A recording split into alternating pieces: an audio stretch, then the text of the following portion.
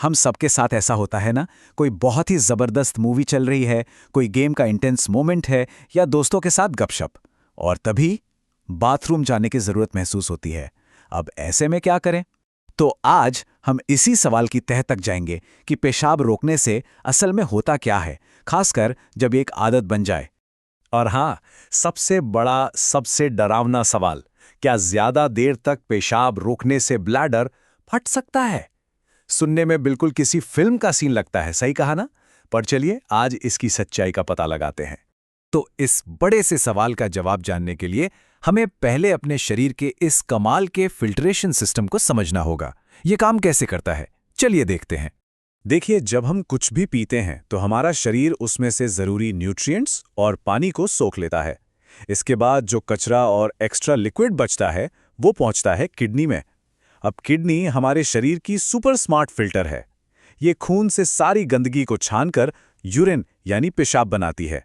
फिर ये यूरिन पतली पतली नलियों, जिन्हें यूरेटर कहते हैं, से होता हुआ ब्लैडर तक पहुंचता है। और ब्लैडर क्या है? ये मांसपेशियों से बना एक तरह का जादुई फैलने वाला गुब्बारा है।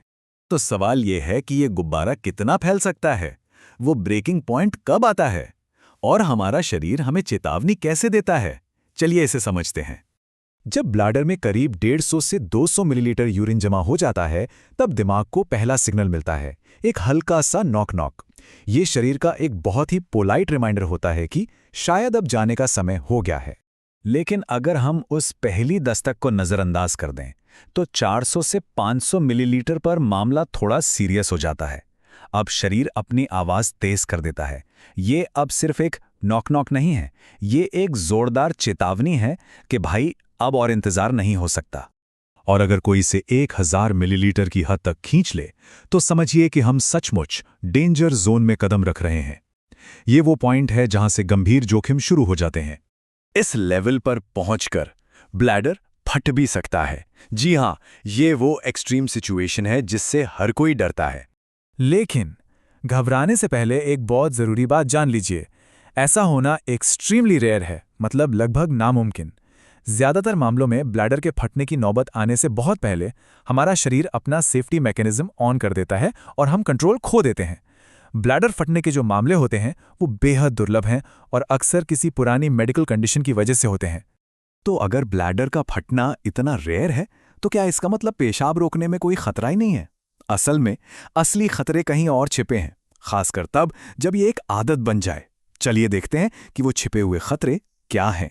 देखिए, पहला और सबसे कॉमन रिस्क है यूटीआई यानी यूरिनरी ट्रैक्ट इन्फेक्शन।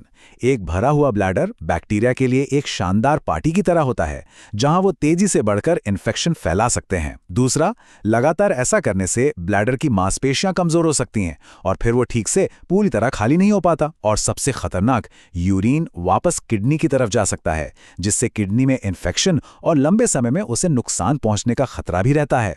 तो इन सब चेतावनियों के बाद सवाल उठता है कि इसका समाधान क्या है। अच्छी खबर यह है कि सल्यूशन बहुत ही सिंपल है। बस अपने शरीर की सुनिए। और हाँ, अपने शरीर की सुनने का एक बहुत ही आसान तरीका है अपने यूरिन के रंग पर नजर रखना। अगर ये साफ या हल्का पीला है तो सब बढ़िया है, लेकिन अगर इसका रंग गहरा होने लगे तो ये आपके शरीर का सिग्नल है कि उसे और पानी चाहिए।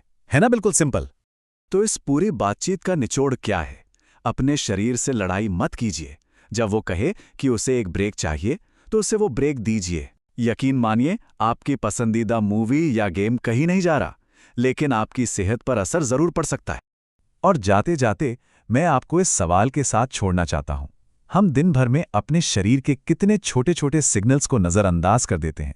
ये सिर्फ बाथरूम जाने के बारे में नहीं है, ये भूख, थकान और तनाव के बारे में भी है। तो जरा सोचिए, अपने शरीर के सबसे सरल संकेतों को अनसुना करने की असली कीमत क्या हो सकती है?